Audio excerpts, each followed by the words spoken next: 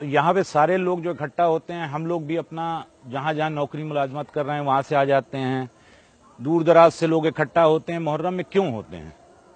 आप सब लोग आए हैं, किसने बुलाया है? कोई न्योता नहीं, किसी ने जा करके कहा नहीं, लेकिन सब लोग अपने सौहार्द और प्रेम से आकर के यहाँ पे बैठे हुए हैं, रात में शीत में बैठ करके। क्यों? कौन सी ऐसी शक्ति है जो हमें खींच के ले आती है आज की रात और इस बारगाह में हमें अपना नतमस्तक करने के लिए मजबूर करती है? कौन है ये बाबा? तो ये इमाम हुसैन अलैहिस्सलाम जो नबी थे। नबी कौन होता है? ईश्वर एक है। अब ईश्वर तो इतनी बड़ा शक्तिशाली है कि उसकी शक्ति का कोई अनुमान नहीं लगा सकता। उसने सबको पैदा किया, तो वो क्या चाहता है हमसे कि हम क्या करें, क्या सही है क्या गलत है, हम नहीं बता सकता। मनुष्य नहीं बता सकते, आदमी नहीं बता सकता कि क्या सही है क्या गलत है, हमें क्या करना चाहिए क्या नहीं करना चाहिए। किसी को तकलीफ मत पहुंचाओ, किसी के ऊपर जुल्म न करो।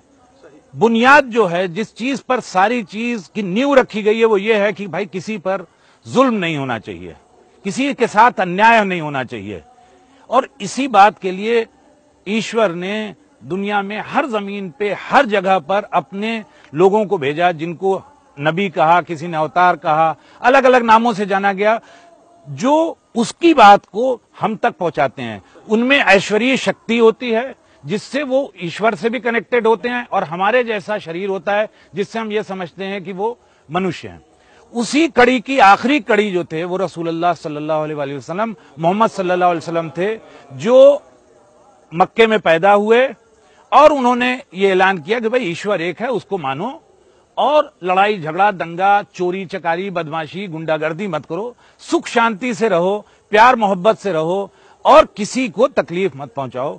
ये बेसिक बताया। उसके बाद जब वो इस दुनिया से जाने लगे तो उनके दामाद हजरत अली अलैहिस्सलाम, उनकी एक ही बेटी थी, उनके दामाद हजरत अली अलैहिस्सलाम पहले इमाम बने, और उनको उस समय के बदमाश लोगों ने मस्जिद में नमाज पढ़ते हुए, पहला आतंकवाद की घटना जो हुई वो हुई कि उनको नमाज पढ़ते में उनको तलवार से मारा गया और वो शहीद हो गए।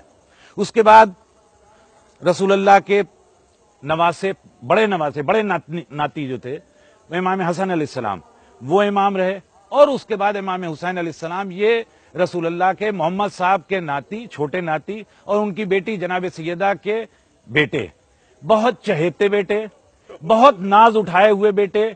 जैसे सब लोग प्यार करते हैं वैसी बात नहीं थी। ये अल्लाह ने इन्हें ऐसा बना के भेजा था कि रसूल को ये हुक्म था कि आप इनको प्यार भी कीजिए और इन्हें पहचानवाइए, ताकि दुनिया कभी भी इनके ऊपर कोई जुल्म न करे। लेकिन उस वक्त लोगों ने इनको न पहचाना और न इनकी कदर की कि ये क्या हैं, और इन्हें मदीने से, जहां पे ये रहते थे, घेर वहां से निकाला और 4 महीने के अंदर ले आए घेर के करबला। और कल का दिन जो है, इस दिन इनको 3 दिन का भूखा और प्यासा, यानी आप लोगों ने सबने देखा कि आज गांव में कहीं से बाहर से कोई चला आए और पानी मांगे तो कौन है यहाँ पर आदमी, कितना भी बुरा आदमी हो, किसी ने भी दुश्मनी हो, पानी तो कोई भी पिला देगा। नदी हम लोग के गांव में सामने बहती है, क्या कभी किसी ने सोचा भी सपने में भी कि कोई नदी पे किसी को पानी पीने से या नहाने से या जाने से रोक सकता है? लेकिन कैसे थे वो उस समय के लोग कि जिन्होंने इनके ऊपर नहर बंद कर दी। 3 दिन के भूखे प्यासे, 6 महीने का बच्चा जो सिर्फ प्यार करने के लिए होता है, उसको तीर से, ऐसे तीर से जिससे उस वक्त बड़े बड़े जानवर मारे जाते थे, उससे उसको शहीद किया। इनके घर के इनके बच्चे बूढ़े सबको शहीद करने के बाद सबको कत्ल किया तलवारों से, और उसके बाद उनकी लाश पे घोड़े चलाए।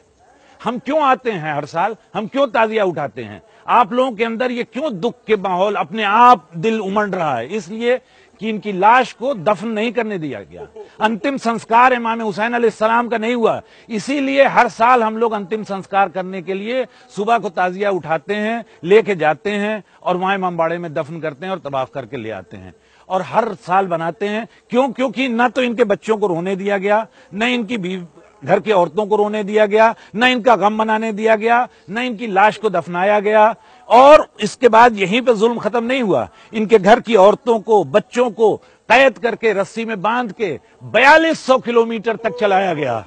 اور ایک ایک جگہ پر 4 سال کی بچی آپ لوگ سب دیکھتے ہو, اتنے چھوٹے بچے بیٹھے ہوئے ہیں. ہم لوگوں کو بھی پیار آ رہا ہے کہ اتنے چھوٹے چھوٹے بچوں کو لوگ لے کے آئیں.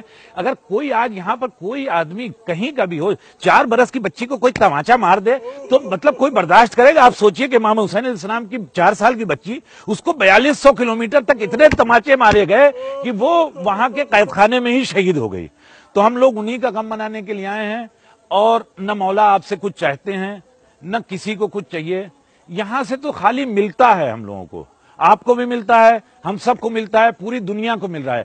تو اپنی اپنی مراد مانیے اور بس یہ دعا کیجئے کہ سکھ شانتی بنی رہے, سب کی مراد پوری ہوتی رہے, اور یہ ہم لوگوں کے لیے آخری سال نہ ہو. اگلے سال پھر آ کر کے ہم مولا کی بارگاہ میں اسی طرح سے نتمستک ہوں اور اپنی شردھانجلی ارپت کریں, اور ہم ان کے جنازے کو اسی طرح سے پوری شان و شوکت سے لے جائیں. اور یہ وعدہ کیجئے اور من میں یہ کہیے کہ مولا ہم اس طرح آ کے بیٹھتے ہیں, اگر ہم کربلا میں ہوتے تو ہم یہ ہونے نہیں دیتے, ہم اپنے اوپر تیر تبر روک لیتے, لیکن ہم آپ کے جنازے کو دفن کرتے. اور اس کے لیے ہماری آپ لوگوں سے پرارتھنا ہے کہ کل صبح کو جب یہ تعزیہ 12 بجے کے قریب 11 سے 12 کے بیچ میں اٹھے گا, تو آپ لوگ کم سے کم جیسے لاش کو کسی کیا کوئی میت ہو جاتی ہے تھوڑی دور تک چھوڑنے چلتے ہیں, تو کم سے کم یہاں اونچی سڑک تک آپ سب لوگ آئیے اور اس کے ساتھ چلیں گے.